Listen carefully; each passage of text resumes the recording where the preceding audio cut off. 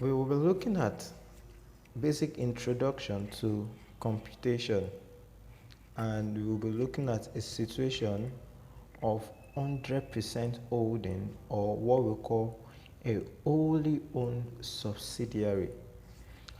The question says the statement of financial position of two companies are as follows: Britain and Australia.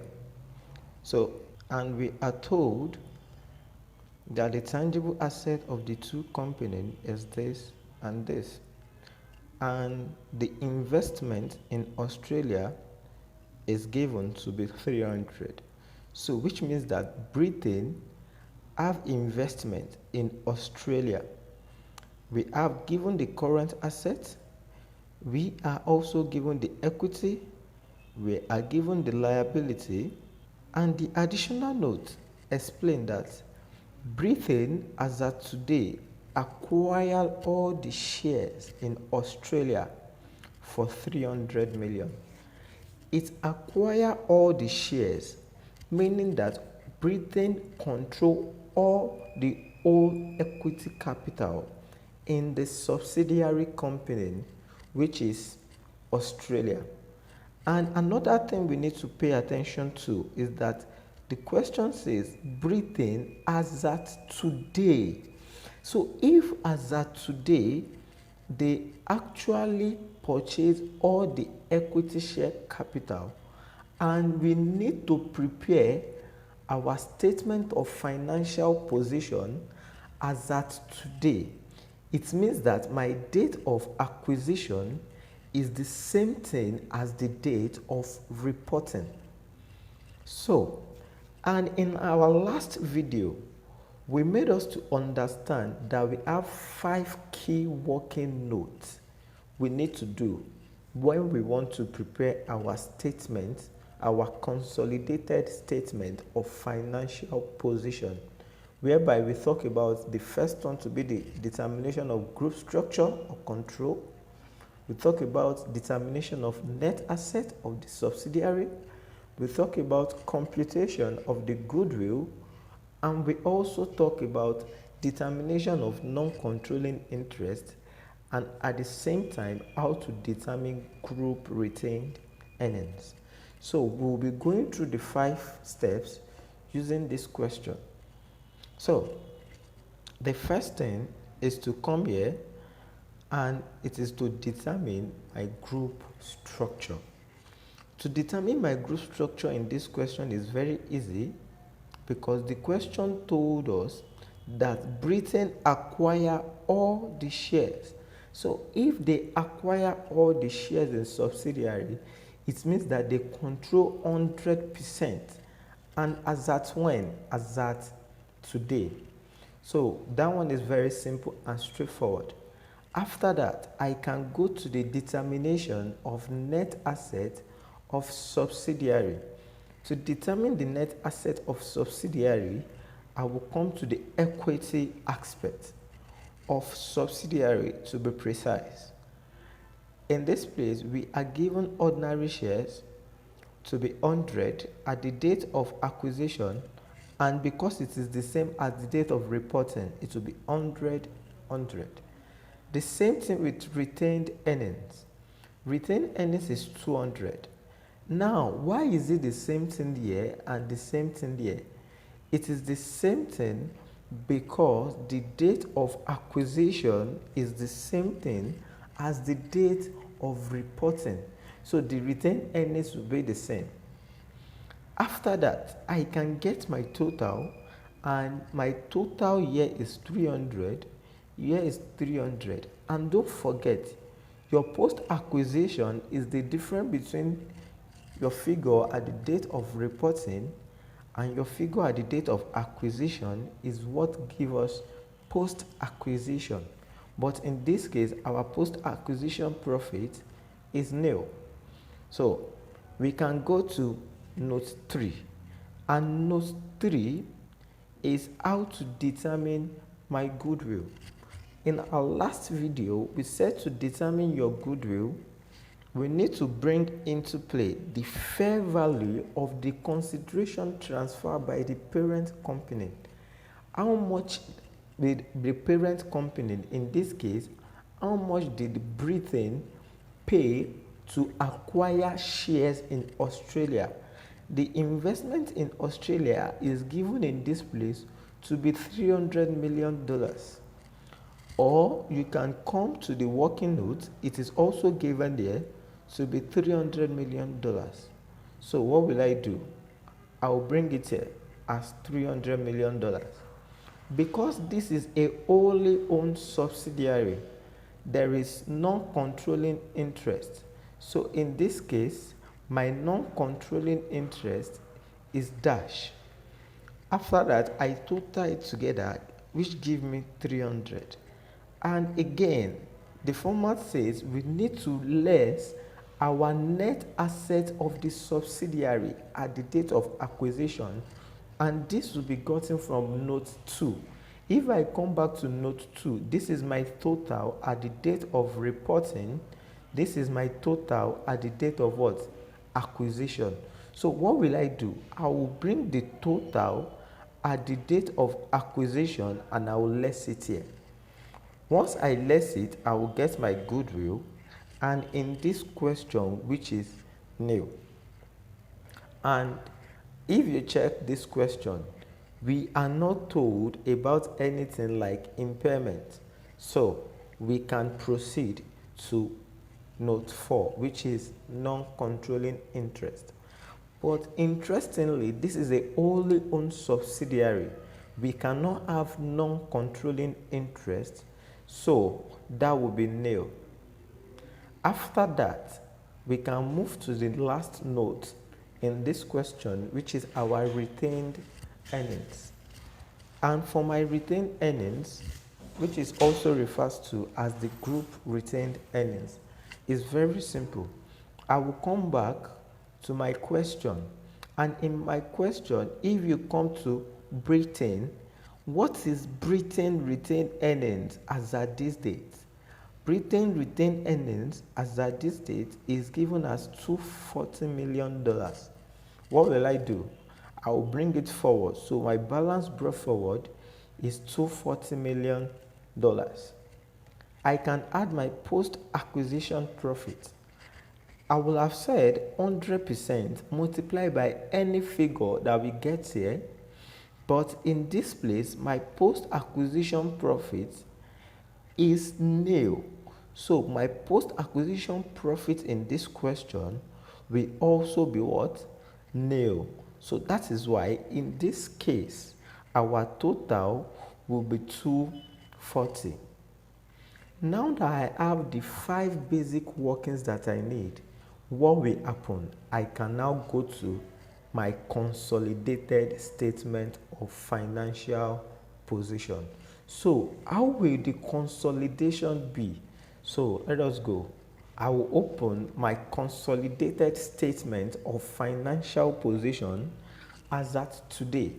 So don't forget, in the last video, we talked about steps in consolidation. And what is step 1? Step 1 is to add the asset, the liability. If there is income, add it together. If there is expenses, I add it together. So let us go through step 1 now. What is step 1? I add all my assets together. What is the tangible asset of parent? 100. What is the tangible asset of subsidiary? 100. So my tangible asset is 100 plus 100, which give me 200. Also, your goodwill is a non-current asset. But in this question, because my goodwill is nil, I will come here in note 3, it is 0. So my total non-current asset is 200. Though there are some people, they will ask you that if I come to the question, there is investment in Australia, and why are we not bringing investment in Australia under non-current assets? Don't forget, in my last video, step 2 says that we offset or we eliminate any investment of parent in the what? Subsidiary. So this 300 won't be consolidated. So I can then move to my current asset. So under my inventory, I will add 40 and 200. Under my receivables, I will come here, I add the 60 and 100, which give me 160. Under the cash at bank, I add 200 and 200, which give me 400. And my total current asset is 800, which give me my total asset to be 1000, which is addition of 200 and 800. So we are done with the asset side. So in the equity aspect of the question, I will come here. Please, you need to understand that whenever you are consolidating, don't ever bring subsidiary equity to this place. The equity will only carry the one of the parent company. The equity will only carry the one of the parent company. So in this case, ordinary share, my ordinary share is 160. I'll bring it here. What is my retained earnings? My retained earnings in line with workings 5 is 240. So I will bring it here, which is 240, which give me a total of 400. Don't forget, in our note 4, we need to determine our non-controlling interest. But in this question, my non-controlling interest is 0. So my total equity will be 400. So after I've gotten my total equity, I can now come back to the question and consolidate my liability. To consolidate my liability, my non-current liability is 100 here, is 200 here, adding it together, giving me 300. Also, my current liability is 200 here, 100 here, which give a total of 300. And if I add my liabilities together, it gives me a total of 600, which give me 1000 in total. So that is how we are going to prepare this account, and we can see that our account definitely balance, and that will be the end of this question. Question 2 on wholly owned subsidiary. Parent Co Limited regularly sell goods to one subsidiary company, Sub Limited, which it has owned since Sub Limited incorporation. The statement of financial position of the two companies on 31st December 2011 are given below. We are given the asset, we are given the equity, and we are also given the liability. So the question says, prepare the consolidated statement of financial position as at that date. So how do we go about this? So don't forget, we said the basic workings are 5, and the first one is to determine the group structure. I need to know the percentage holding of the parent co and sub co. That is the first thing we need to do. How do we achieve this? Let us come here. We are given an information in this place which we can use. The question says investment in 40 million $1 shares of subco. So which means parent co purchased 40 million shares. If I purchase 40 million shares, the question is how many shares is available in the subsidiary? I purchased 40 million of the total shares available. So the question is, let me confirm how many shares is available in the subsidiary. So if I come down to my equity section of the question, in this place we are told that subco have 40 million ordinary share capital of $1 each. So which means 40 million divided by $1 each gives us a total of 40 million shares. So you can see in this case, the parent purchased 40 million shares, whereas the total shares available in the subsidiary is 40 million shares. So which means that I purchased 40 million out of 40 million. So I can say that 40 million divided by 40 million times 100 gave me 100%. So the group structure is showing that it is a wholly owned subsidiary. So after we've gotten that, we can then move to working note 2, which is the net asset of subsidiary. To get the net asset of subsidiary, I will come to the equity capital of the subsidiary. So what is the ordinary share capital here?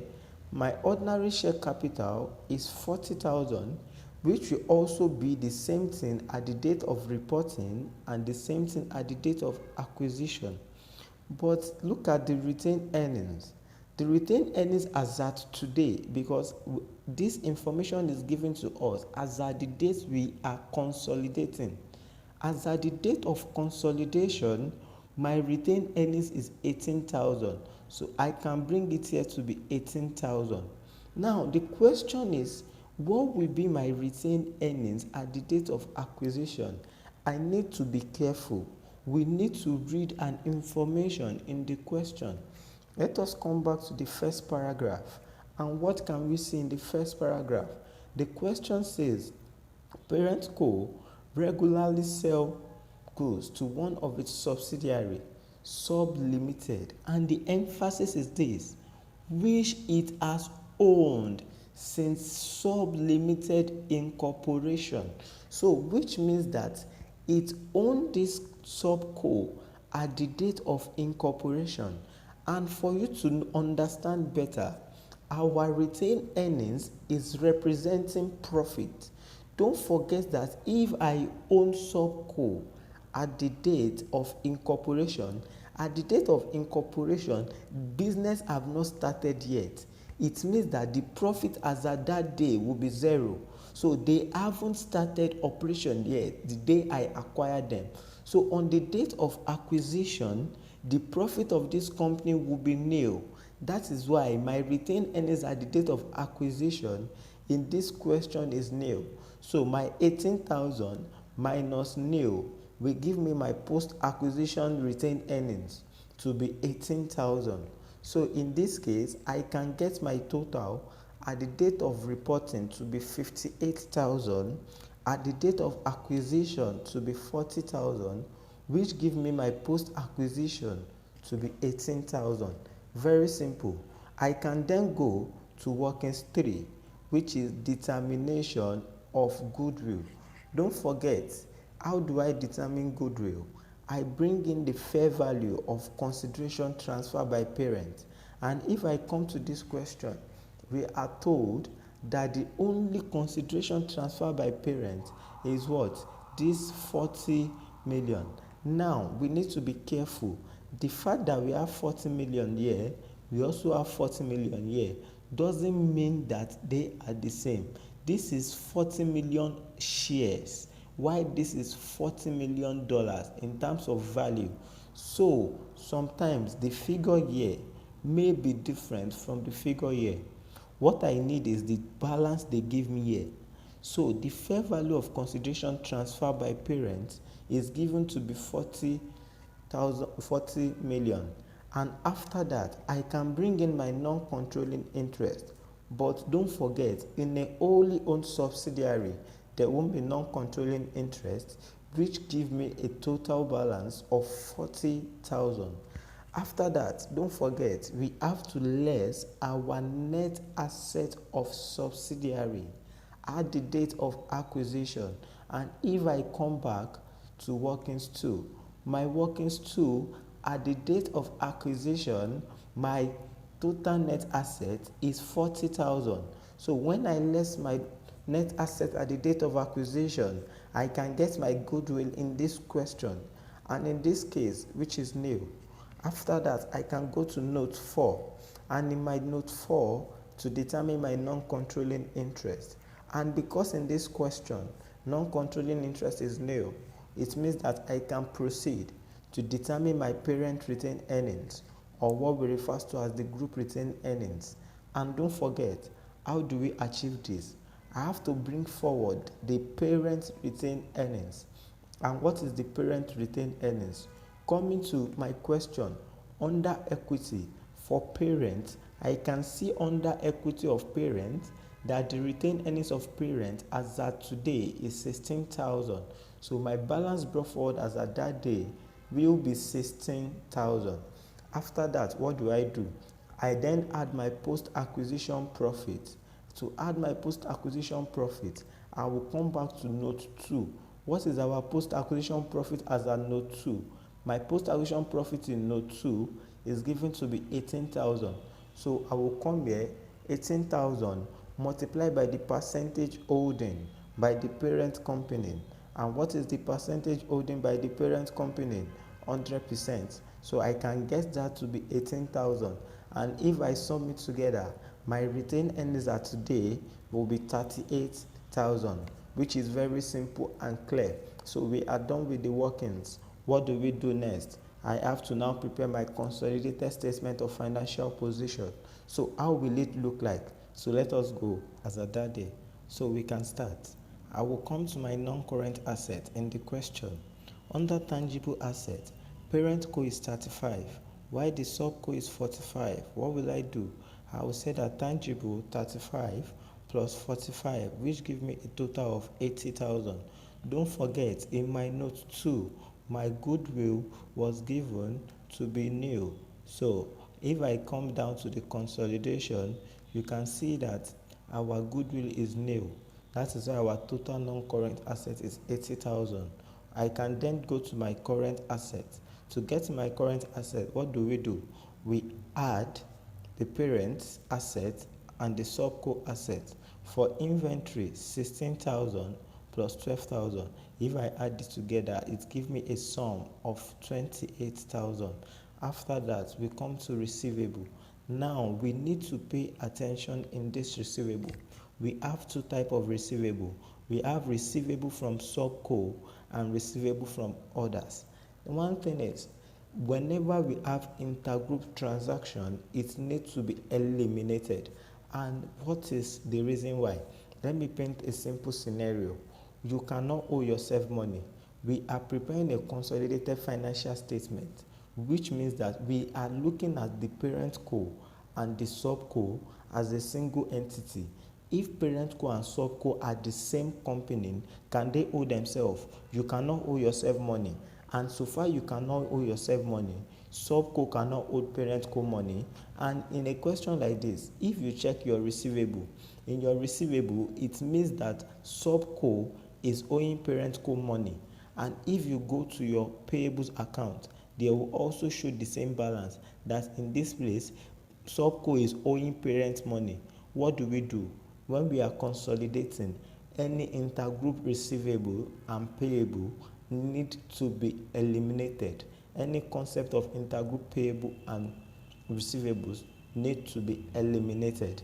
We will still look at this when we get to intergroup transaction in our future video, but just to know that when there is intergroup payable and intergroup receivable, it is expected to be eliminated. So in that case, I won't consolidate. The subco receivable of 2,000 will not be consolidated. So what I will consolidate is receivables that is from third party, which is others, which give us 6,000 and 9,000. So if I come here, I add 6,000 and 9,000, which give us a total of 15,000. After that, we come here. What we have is cash at bank, which is 1,000. While under subco, nil. If I add this together, it gives me 1,000, and my total current asset is 44,000, which give a total asset of 124,000. So I'm done with my asset side.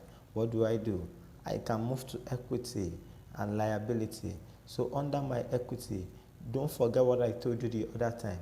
In in every time you are preparing your consolidated statement of financial position, the equity that come here is the equity of the parent company alone. So what will happen here? I will say that ordinary share capital of parent 70,000. This is it here. What will I do? I will add my retained earnings as gotten in note 5. Let us go back to note 5. In my note 5, what is our retained earnings? We've gotten it to be 34,000. So what do? I will bring it here, which is 34,000, which gives me a total of 104,000.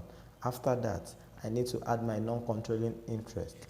But don't forget, in this question, this is a wholly owned subsidiary. So my non-controlling interest is 0, which gives a total equity of 104,000, right? So after that, I can move to current liability.